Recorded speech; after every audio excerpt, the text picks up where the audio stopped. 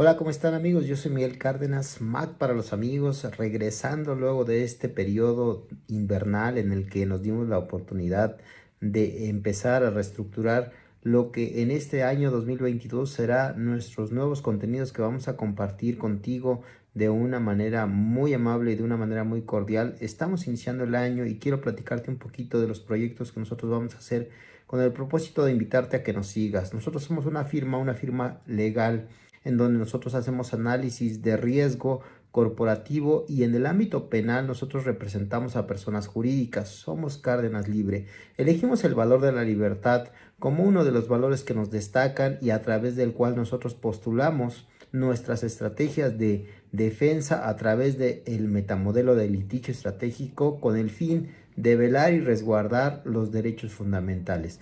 Cárdenas Libre, como firma, lo que busca es desarrollar un contenido que te permita a ti, abogado independiente, litigante, operador jurídico, saber ser desde el hacer. El ser humano necesita emplear herramientas. Lo que proporcionamos en Cárdenas Libre, en nuestro instituto, son herramientas para que tú te las pongas como si fuera una chamarra, como si fuera una camisa y las puedas ocupar de una manera elegante, de una manera puntual. Necesitamos generar un grupo, una identidad de abogados profesionales, un espacio donde te podamos compartir cursos y seminarios ad hoc, ideados para tu desarrollo profesional. Y es muy importante que tú tengas en consideración que Cárdenas Libre, todos sus cursos que proporciona están alineados a un estándar de competencias laborales en donde te permiten a ti no únicamente tener un conocimiento, sino saber hacer algo con ese conocimiento para que tú puedas llegar de manera muy tranquila, de manera muy confiada a desarrollar la postulación en el estrado. Por eso nuestra firma te da las razones y los fundamentos que necesitas a través de las evidencias que nosotros generamos, resultado de la argumentación que te damos a través de técnicas y destrezas de litigación. Gracias por la oportunidad de seguirnos en este año 2022. Yo soy Miguel Ángel Cárdenas, Mac para los amigos. Síganos en nuestras redes sociales, en las plataformas que compartimos, pero inscríbanse en nuestra página. En nuestra página vamos a generar todos los enlaces, vamos a desarrollar todos los contenidos que ya están listos y ya están preparados para que ustedes ingresen. Si ustedes necesitan un escrito, ahí lo pueden encontrar. Si ustedes necesitan una asesoría gratuita, ahí la pueden encontrar. Bienvenidos a este 2022 y que la prosperidad y la abundancia nos acompañe. Gracias. Apreciables amigos, estimadas amigas, apreciables colegas, el mundo del derecho ya se transformó. Actualmente se desarrollan juicios orales. Sin embargo, ¿cómo en este escenario adversarial, cómo es posible correr un traslado para hacer una contradicción a la distancia por vía virtual? ¿Cómo puede tener el juez una inmediación sin que la distancia pueda afectar? ¿Cómo puede apreciar o cómo puede presenciar los hechos de manera puntual sin que se altere el principio de legalidad? Donde los problemas convencionales han mutado, el escenario adversarial ve surgir los brotes de violencia de manera importante y de manera trascendental. En el tema económico, nosotros vemos que nuestro país sigue en un estancamiento económico, al menos no sostenible de manera tradicional. Los derechos y las oportunidades para todas las personas están suspendidos y se ha semaforizado la vida. Hoy es amarillo, mañana es el criterio que se les ocurre a las autoridades. Y bueno, en este escenario, ¿cómo vamos a dar la oportunidad de poder generar una transformación si nosotros tomamos conocimiento de lo que es la importancia de emprender litigio estratégico? Y ustedes saben, la cantidad de personas fallecidas a nivel nacional no solo es una circunstancia particular del Estado mexicano, también eso se vive a nivel internacional.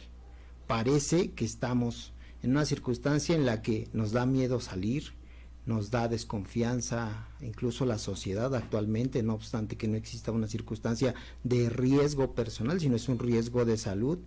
Y en esta nuda vida está presente en todos los ámbitos la interrogante de dónde están las instituciones del Estado. ¿Dónde están? Porque se enfrentan a una circunstancia que de cierto parece que lo hace ver como un Estado debilitado. Y esta situación, vuelvo a repetir, no es una circunstancia nacional, es una circunstancia internacional. En el mundo griego el hostil era aquella persona que se encontraba en contra del Estado. Actualmente, dada la circunstancia, el hostil puede ser cualquier persona. Puede ser cualquier persona que infrinja la norma, o que no se ponga un cubrebocas, o que no esté en una circunstancia de obedecer lo que la alegoría del derecho se podría resumir en el porque yo quiero. Se murió el Leviatán, me decía un compañero amigo mío, se murió el Leviatán, ¿por qué? Porque aquel Leviatán de Thomas Hobbes hoy lo vemos debilitado por las instituciones que no dan respuesta a la circunstancia que estamos viviendo cotidianamente. De acuerdo a lo que viven los ciudadanos, sepan ustedes que esta contingencia ha arrojado la idea de que si no respetas la norma, tú te vas a colocar en una situación de ser una persona hostil. Y tenemos un incremento de denuncias por delitos, tenemos un incremento de abusos de autoridad, de violencia en todas las esferas, violencia económica, violencia psicológica, violencia física, violencia moral. Vivimos una crisis laboral y con todas las desventajas de los acuerdos que ha emitido el Tribunal Superior de Justicia de la entidad y de las entidades al interior de la República, eso se suma a toda la serie de adversidades que se presentan. ¿De qué forma el abogado va a contribuir a solucionar los conflictos que se presenten? De ahí la importancia de conocer la trascendencia de emprender el litigio estratégico. Tenemos una misma estructura, tenemos los mismos burócratas, es decir, se pueden dar las mismas soluciones si los escenarios en la realidad han cambiado. En nuestro país, el litigio estratégico vino a cambiar nuestro Estado de Derecho. Tuvimos una reforma trascendental hacia el año del 2011 con la famosa reforma a derechos humanos, y esta reforma vino a colocar los tratados internacionales al nivel de la norma constitucional. Por eso es muy importante, colegas, que en nuestro país el litigio estratégico sea abordado desde una manera realista. Para ello, para que tú comprendas qué significa litigio estratégico, te invito a que escuches este video.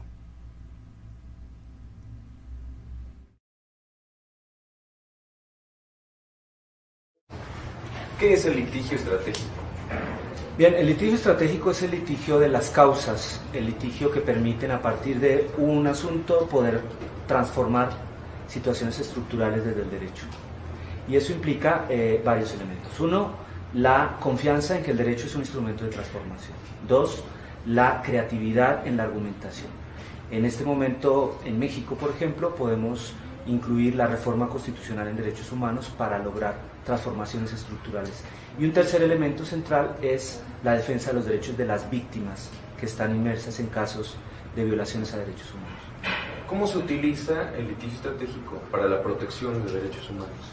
El litigio estratégico hoy, con el contexto actual de la reforma constitucional en derechos humanos, la modificación a la ley de amparo constitucional y los derechos de las víctimas, de la Ley General de Víctimas, son una herramienta que es una herramienta muy importante para poder impulsar agendas, especialmente que permitan modificar estructuralmente algunos patrones sistemáticos de violaciones a derechos humanos.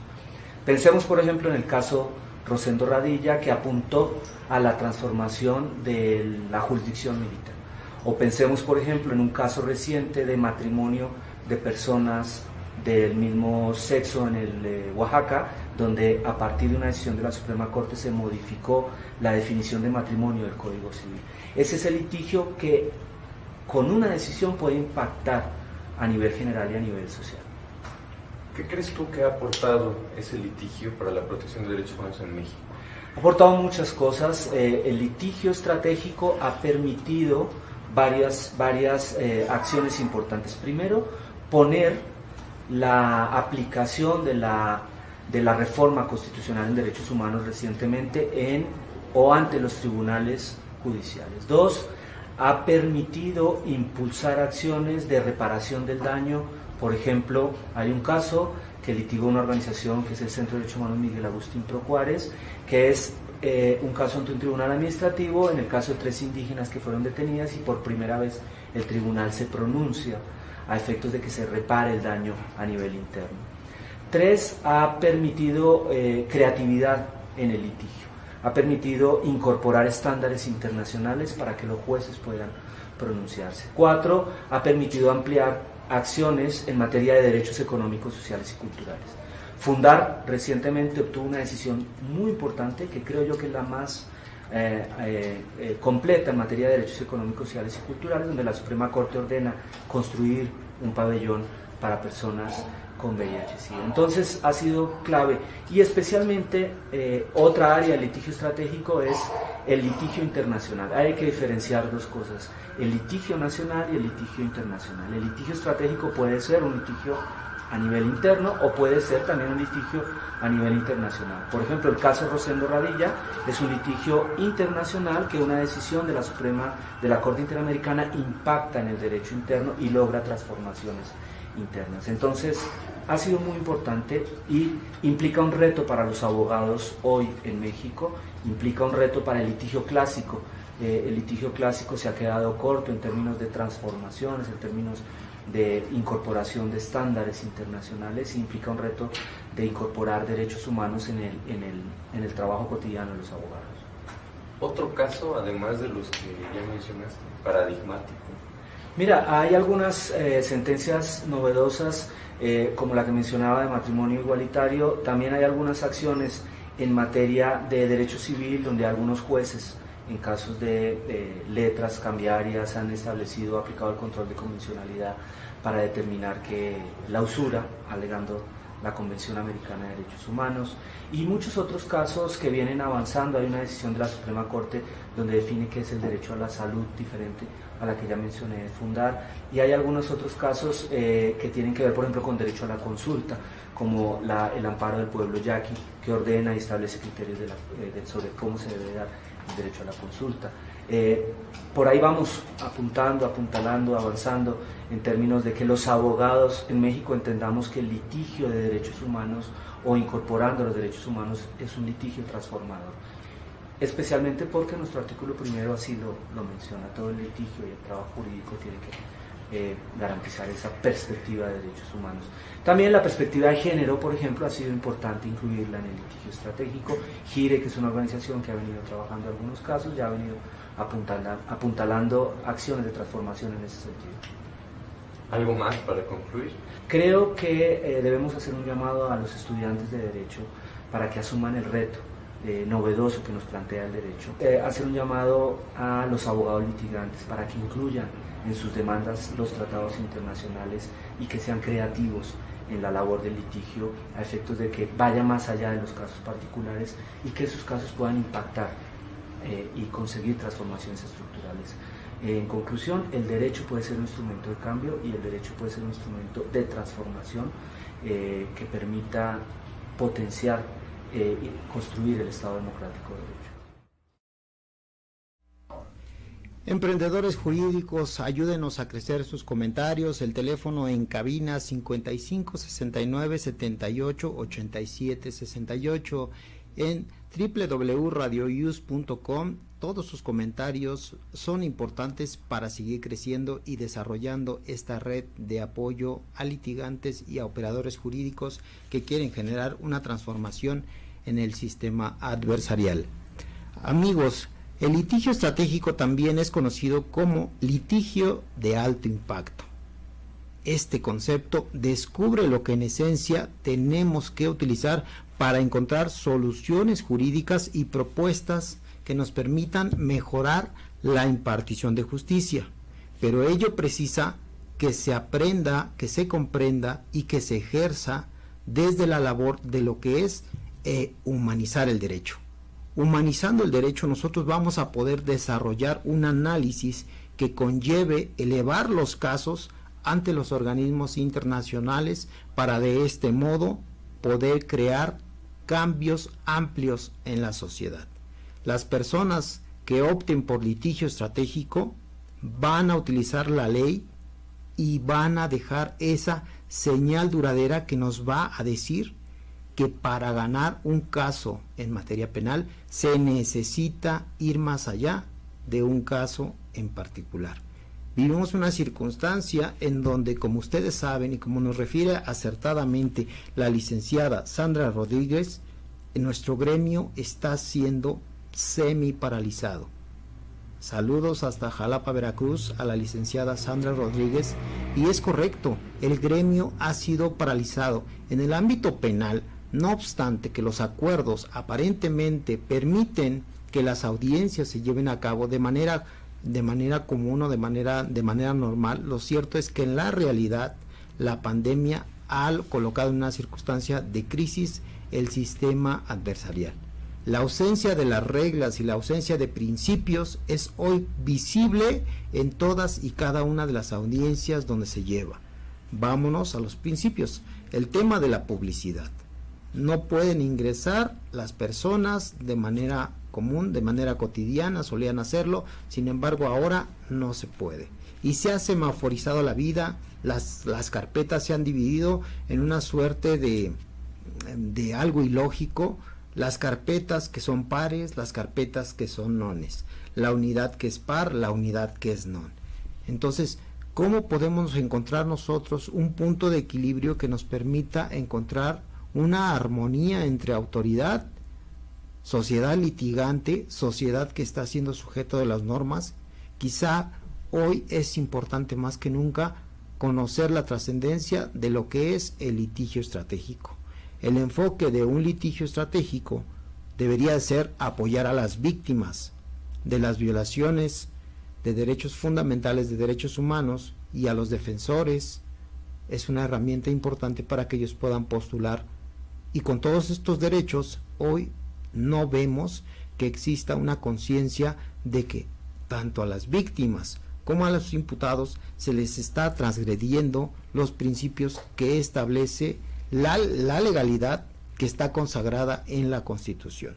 El enfoque del litigio estratégico para todos aquellos defensores, para todas aquellas personas que quieran lograr cambio, nos tiene que permitir sí o sí implicar a la autoridad en las circunstancias que se están desarrollando, en los procedimientos judiciales, de la forma de cómo se están desarrollando, y no pierdan de vista que la responsabilidad de un abogado litigante siempre será estar a favor de lo que beneficie al derecho fundamental, al derecho humano que se postula. Litigio estratégico es difundir el valor de la libertad, difundir el valor de lo que es la vida y concientizar al gremio de operadores jurídicos, litigantes, postulantes y docentes, a toda la autoridad, de la trascendencia y de la función que ellos desempeñan. Litigio estratégico no es otra cosa que litigar pensando en generar una transformación para la sociedad.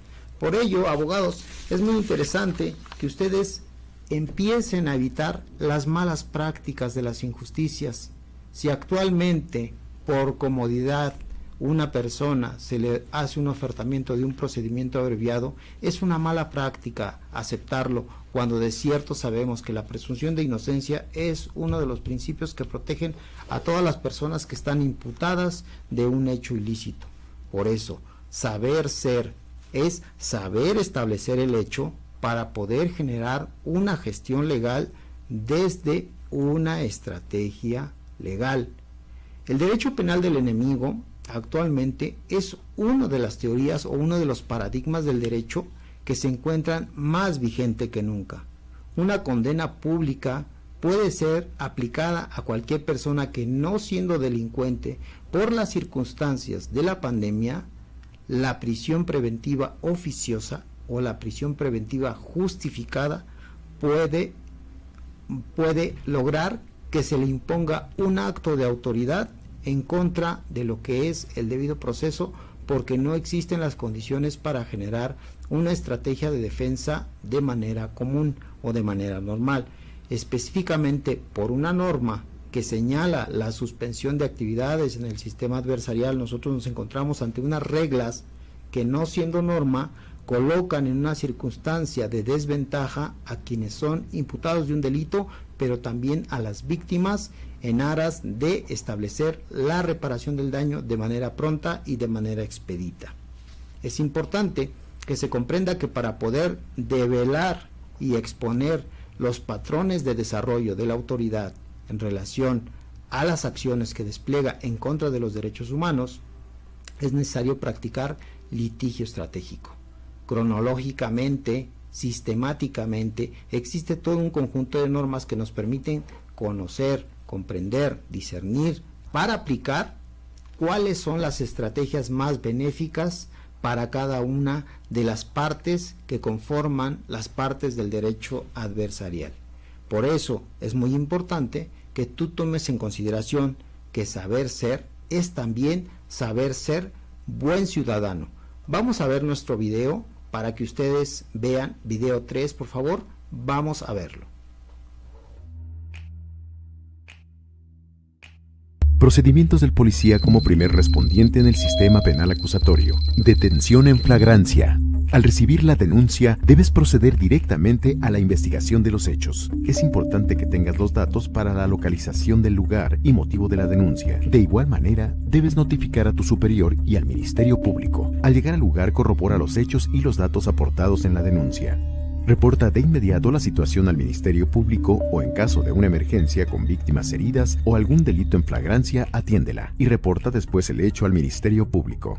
En caso de un hecho delictivo en flagrancia, debes proceder a la detención del imputado. Es una de las labores más complicadas que tendrás que realizar como policía primer respondiente, pues ante todo debes preservar la integridad de la víctima, la de la sociedad en general, la del imputado y tu propia seguridad. En el proceso penal acusatorio, las situaciones en que debes realizar una detención en flagrancia son en el momento de la consumación del delito o instantes después del mismo, sin que se haya interrumpido la búsqueda o localización del imputado.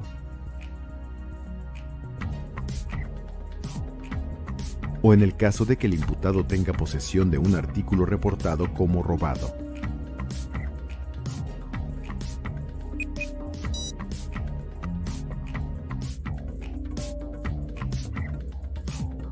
No puedes detener a una persona por sospecha de que está cometiendo o podría cometer un delito.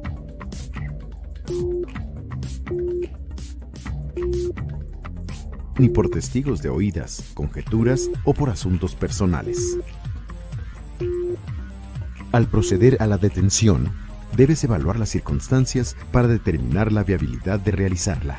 En caso de la existencia de riesgos y o la necesidad de apoyo, informa al Ministerio Público y procede a ejecutar lo que se te instruya. En el proceso penal acusatorio, el objetivo principal es esclarecer los hechos y hacer cumplir la ley sin violentar los derechos humanos. En una detención, solo debes recurrir al uso de la fuerza racional para proteger la vida e integridad física de los involucrados. Es decir, debes usar la fuerza únicamente para garantizar el éxito de la detención y no como testigo, aleccionamiento o represalia. El 4x6 del uso de la fuerza. En el uso de la fuerza pública se deben aplicar 4 principios y 6 niveles. El de oportunidad.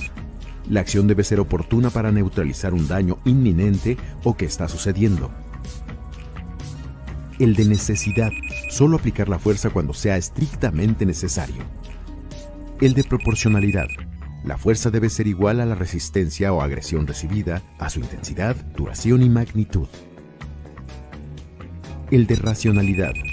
Se debe emplear con lógica y no en respuesta a insultos, amenazas o intentos de soborno. Hay que mantener la calma, la dignidad y el honor policial en todo momento. Los 6 niveles en el uso de la fuerza dependen de la resistencia del imputado a la detención. El de presencia. Como policía debes presentarte utilizando de manera adecuada el uniforme y equipo y con actitud diligente. El de verbalización. Lo primero que debes hacer es disuadirlo de su actividad delictiva o acto hostil y deberás advertirle que si se niega a ello, harás uso de la fuerza. El de control. El policía deberá realizar movimientos de contención para impedir cualquier resistencia del imputado. El de reducción física de movimientos. deberás proceder a la inmovilización y control del imputado cuando oponga resistencia violenta, con técnicas de combate cuerpo a cuerpo y o cinchos de seguridad, verificando que los mismos se encuentren colocados correctamente para evitar daños físicos al detenido. El uso de fuerza no letal. Si excepcionalmente sea necesario hacer uso de la fuerza no letal, emplearás el bastón policial u otros objetos como medio de control, procurando que no causen daño físico severo. El uso de fuerza letal solo debe ser como resultado de repeler una agresión real, inminente y actual que lleve a la defensa de tu propia vida o la de otra persona. Si a consecuencia de la detención alguno de los involucrados resultara lesionado, deberás de brindar atención médica y contactar los servicios de emergencia en forma inmediata. Debes colocarte guantes y buscar indicios que estén relacionados con la detención, como armas. Debes de fijar y embalar toda la evidencia para entregarla junto con el registro de la cadena de custodia. Ya asegurado el imputado, y al estar en pleno conocimiento de que ninguno de los intervinientes corre peligro o requiere de asistencia médica de emergencia, lo primero que debes hacer es informarle de sus derechos. El imputado tiene derecho a conocer el motivo de su detención, a guardar silencio y en su caso a declarar con su defensor presente, a nombrar un defensor y saber que, en caso de no contar con uno, el Estado se lo proporcionará. A proporcionarle en el momento de su detención comunicación con la persona que desee y que se le considere inocente hasta que se le demuestre lo contrario, y a ser presentado ante un ministerio público inmediatamente después de ser detenido. En caso de ser extranjero, a que se le notifique al consulado de su país, y en caso de que se requiera a un traductor o intérprete, que le sea proporcionado por el Estado. Al finalizar deberás preguntar: ¿comprendió usted sus derechos? Es crucial para que el proceso penal sea efectivo que informes de inmediato por cualquier medio posible al Ministerio Público de la detención de una persona. Hay que poner a disposición al imputado de manera inmediata y al mismo tiempo le entregarás una copia de la cartilla de derechos que asiste a la persona en detención. Elaborar el informe policial homologado para inscribir la detención en el registro.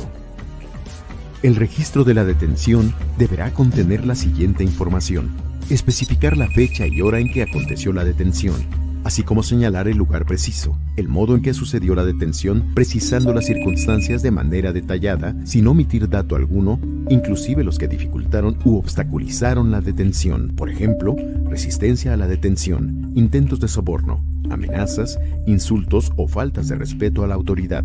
Es importante que las detenciones se realicen conforme a estos sencillos lineamientos, porque de lo contrario puede revertirse todo el proceso, poniendo en libertad inmediata al imputado y, en su caso, hasta pueden aplicar sanciones disciplinarias para el policía. Aplicar estos principios de manera correcta asegura que te podrás enorgullecer de tu trabajo, proteger y servir a la sociedad.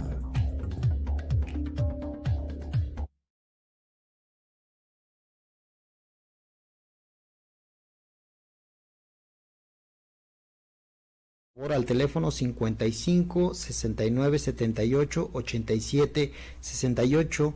Nosotros somos una firma jurídica que lo que busca es crear redes de apoyo. Saber ser es parte de nuestra visión para saber humanizar el derecho, y saber hacer propone el día de hoy 5 tips de litigio estratégico que queremos compartirle con el propósito de que tú día a día vayas implementando este desarrollo de habilidades para que encuentres las herramientas precisas, idóneas e indicadas para que tú puedas desarrollar un análisis de caso.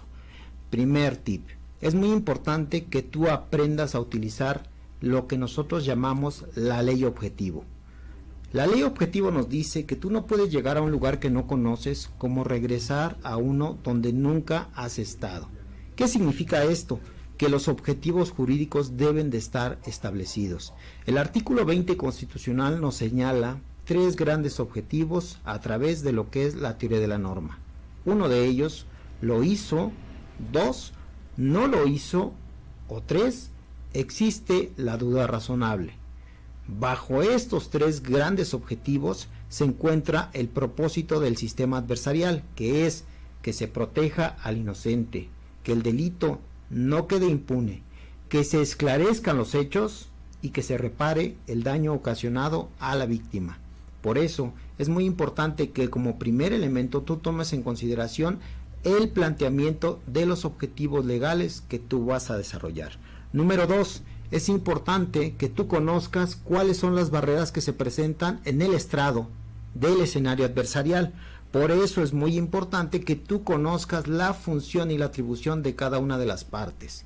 Ministerio Público tiene una función y esa función en esencia es generar la evidencia, generar la prueba que compruebe que una persona ha cometido el ilícito. La función que desarrolla un asesor jurídico, que en esencia y en síntesis es que se protejan los derechos de la víctima y que se garantice la reparación del daño. Y las funciones que desarrolla o bien un defensor público o uno privado, y cada uno de ellos asumirá su estrategia de defensa en función de su teoría de caso.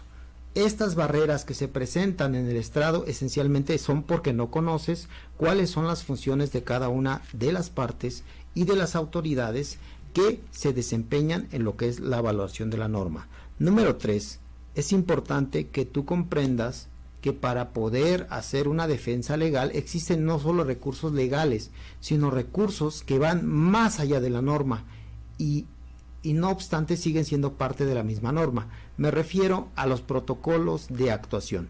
Los protocolos de actuación dicen en esencia cómo debe de actuar el órgano de procuración, tratándose de delitos de violencia, tratándose de delitos de violencia de género, tratándose de pautas que se deben de desarrollar en el análisis de la investigación de la teoría de caso. Es muy importante el protocolo de actuación, porque de ahí nosotros vamos a encontrar cuál es el hecho y cuál es el derecho que se le atribuye a cada uno de esos actos de autoridad. Los aprendizajes del caso siempre van a venir, y este es el número 4 de la teoría de caso.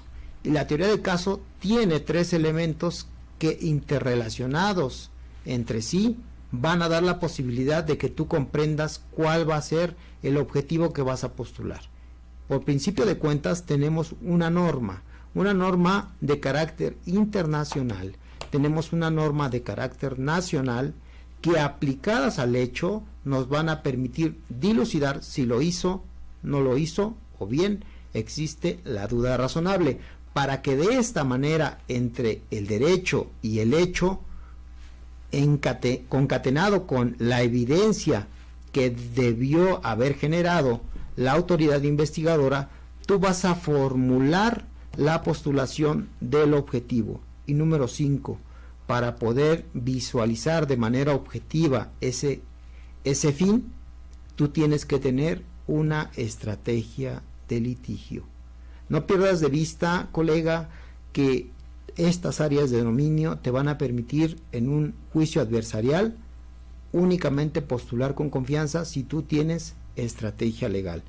La gestión de los argumentos en el desarrollo de un juicio es muy importante. Las capacidades expresivas son más importantes.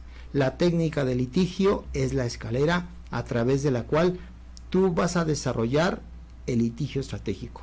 Por eso es muy importante que tú entiendas esta parte, que vamos a verla en un video, es un video corto.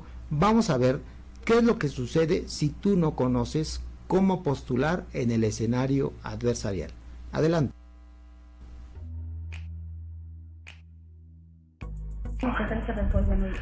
Entonces, no me dijo usted qué tipo de lesiones son. No, en el control. Correcto, ¿verdad? Suficiente. No me lo dijo qué tipo de lesiones son. O sea, no sabemos si son del artículo 129, fracción primero. Y voy a hacer un razonamiento al respecto. Aunque sea una audiencia de control de detención, yo tengo que determinar si las lesiones son graves o no son graves. Son aquellas que merecen pena de prisión o no merecen pena de prisión. Al igual que el delito de daños. Si me vienen y no tenemos valorativo, ¿cómo es que hicieron una retención de 48 horas? ¿Cuándo? No sabemos si las lesiones merecen pena de prisión o no merecen pena de prisión. Entonces, eso es lo que dice usted. Aquí no me lo dijo. Entonces, no me dijo, no le di la palabra, señorita gente del Ministerio Público. No me la está dando, señoría, pero todavía no da por terminar la audiencia usted. Estas lesiones sí ponen en peligro la vida, tardan en sanar más de 60 días. Le voy a aplicar una multa, señorita. Y pueden ocasionar la pérdida de la aplicar vida. una multa. Soy la licenciada Susana Montes Pérez, señor. Susana Montes Pérez. Es increíble que ante sus omisiones todavía quiere echarle la culpa al No juez. hice ninguna omisión, Usted señor. fue la omisión de Estamos no ante un control de señalar detención. nuevamente. Yo le dije que había con A gravedad ver. y le estoy diciendo Vamos ya a la decretar, clasificación de se las calla, por lesiones. favor, le pongo una multa de 50 salarios Usted mínimos también a la tiene que señorita hablarme con ante el respeto, no superior. me puede estar Pero yo le callando. estoy hablando con respeto, señorita. No, no me está Yo nunca hablando le con falto con respeto. respeto. No me está hablando Sin con respeto respeto. alguno, No señorita. es cierto, Siempre no con está hablando respeto. con respeto. Claro, con respeto. Más si estoy resolviendo. Usted no tiene por qué interrumpirme. No le di la palabra. Usted me está ¿Qué- preguntando y le estoy diciendo que si son graves y le estoy dando la estoy diciendo clasificación. 329, No ha el que lleva terminado de el que lleva la resolver diferencia usted todavía. es un Le estoy señor. haciendo un Entonces, tenamiento. declaro de conforme ilegal la al artículo detención realizada 77. por la señorita No, yo todavía no se la... Susana.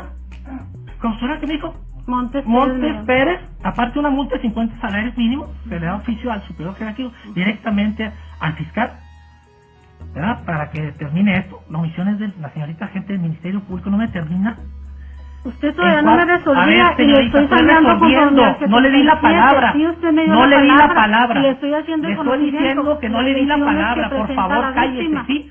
Jovenazo, me auxilia, por favor, si no hay que sacarla, si sigue en esta actitud. Como quiera, señor, si me quiere sacar, me Lo saco, vamos a sacar, pero le estoy nomás dando que la le estoy clasificación diciendo, antes le de estoy que usted diciendo, resuelva, no estoy para que resolviendo tenga de ilegal su conocimiento. detención, señorita. No, todavía no había Le resuelto estoy cuando yo le resolviendo de dije. ilegal y le voy a decir más todavía, no he terminado. Está video señorita. grabado, sí, señor. Está video grabado, le estoy resolviendo, usted no tiene, me está interrumpiendo, igual yo le dije, Usted me dio ¿quiere ahorita, algo me que manifestar preguntó, algo? No hay que manifestar, y le le voy a estoy decir dando más la todavía clasificación. de su retención, ¿verdad? De su detención. Vamos a determinar de ilegal. Está determinado ilegal su detención por la omisión primero de que no hay calificación jurídica que me determine que ustedes merecieran estar retenidos por 48 horas o más todavía, o más de 48 horas. Si no hay una clasificación jurídica que me tiene que decir el órgano técnico, que obviamente en esta etapa no sabemos si va a haber formulación de imputación. El Ministerio Público da por hecho esa fórmula de imputación. O sea, venimos de OQIS, de control de detención. Usted da por hecho que va a formular imputación. Está decretando de ilegal su detención. Y vamos a poner lo siguiente. Siguiente considerando cuarto. Y hace referencia al tercero, donde no me señala qué tipo de lesiones son. Y ahorita me dice qué tipo de lesiones son. Sin embargo, no me dice quién determinó las lesiones. No está documentando quién determinó las lesiones. Ni me dice el médico, si es médico forense o si fue el vecino o quién es el que determinó lesiones. Y pasamos al cuarto considerando. Considerando hacemos referencia a un supuesto de flagrancia del artículo 165 del Código de Procedimientos Penales. Es el momento mismo de estarse cometiendo el hecho delictivo. Están detenidos al momento mismo de estarse cometiendo.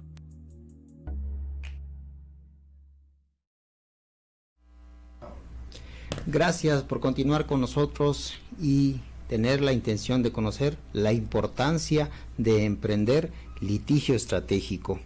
Como ustedes pueden ver, colegas, el mundo del derecho se ha transformado. Aquellos que hemos participado a través de las videoconferencias con este debate que estamos viendo en este video, ¿qué sería interesante?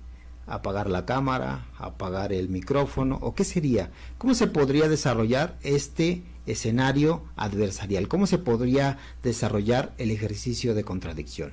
Queda la interrogante en el aire. Vamos a los comentarios. Comentarios muy agradecido, los comentarios son muy abundantes, intentaré despejarlos todos. Muchas gracias, gracias por su apoyo. Carlos Cabrera nos dice: ¿cómo lograr exponer patrones de conducta ilegales y estructuras desde las que sistemáticamente se violan los derechos humanos? Es interesante, muy interesante la pregunta. Artículo 1 constitucional en su párrafo 3, ahí nos dice cómo todas las autoridades en el ámbito de su competencia, por eso hablábamos nosotros en el objetivo legal y en las funciones en el ámbito de su competencia, función y atribución, tienen la obligación, de acuerdo con el párrafo 3 del artículo 1 constitucional, de proteger, promover, respetar y garantizar los derechos humanos. Todas las autoridades. ¿Cómo lo vamos a hacer? ¿Cómo vamos a hacer, de acuerdo a la pregunta que nos está haciendo Carlos Cabrera, cómo lograr exponer? Desarrollando litigio estratégico, de ahí la importancia. Sandra Rodríguez nos dice, muy cierto maestro, nuestro gremio está semi paralizado. Saludos desde Jalapa, Veracruz. Saludos hasta Jalapa, Veracruz, licenciada Sandra Rodríguez, y nuestro gremio tiene que encontrar asimismo las propias herramientas para poder generar la transformación. Esta circunstancia que se vive es a nivel mundial y nosotros tenemos que ser creativos para poder encontrar unas alternativas a esta circunstancia. Sandra Rodríguez, los instrumentos internacionales son de gran apoyo. Claro, los instrumentos internacionales se encuentran de acuerdo con el artículo 133 equiparados a la norma constitucional. Por lo tanto, los protocolos de actuación nos dicen cómo debe desarrollar los actos de investigación la autoridad e implementar o impartir la justicia, los órganos de administración y de procuración de justicia. Vamos con otro comentario. Verónica Peña, ¿existe un curso sobre litigio estratégico? Si es así, más informes. Le vamos a hacer llegar toda la información. Desde luego nosotros tenemos cursos de consultoría para empresas, para desarrollo de imagen, para desarrollo de estrategias legales. Con todo gusto se lo hacemos llegar. Jorge Tapia, a mí me interesa si tienes talleres sobre litigio internacional. Claro que sí. Una de las grandes transformaciones que vienen a nuestro sistema acusatorio nos las establece el artículo 421, en donde ahora las personas jurídicas, que son las empresas a las que algunas de ellas nosotros representamos, ahora pueden ser sujetas de un proceso en el sistema acusatorio. Claro que sí, con todo gusto le hacemos llegar la información a Jorge Tapia. Rosario Aguilar, el litigio estratégico aumenta la eficacia de un reclamo para la protección de los derechos humanos. Sí, claro que sí, y además te secundo, licenciada Rosario Aguilar, dejas evidencia, dejas huella, la archihuella, o bien del delito si tú eres un asesor jurídico, o bien de la transgresión en caso de una violación a un derecho fundamental. Gracias. Nuevamente, Sandra Rodríguez, muy cierto maestro, muchas gracias, nuevamente saludos. Gracias a todos mis amigos que han escrito, gracias a todos los estudiantes, gracias a todos los colegas y a los operadores jurídicos. Un mensaje que es importante, de acuerdo con el video que nosotros pudimos presentar. Entre las partes, litigio estratégico demanda un proceso de comunicación para dirimir la controversia legal. Es cierto, el escenario adversarial infunde miedo. Es uno de los miedos más comunes, existe el miedo a la paralización de poder postular y de hablar en público.